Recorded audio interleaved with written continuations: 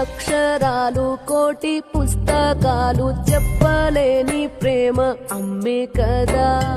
అంతం లేని సొంతం పంతం లేని బంధం స్వార్థం లేని రూపం అమ్మే కదా. ఎంత నిండుగా నీడనిచ్చిన ఎండ తప్పని చెట్టే అమ్మ. కంటి నిండుగా నీరే పొంగిన రెప్పముయని చూపే అమ్మ. తానో స్వర్గం తానో దుర్గం అని సాధ్యం తన మార్గం.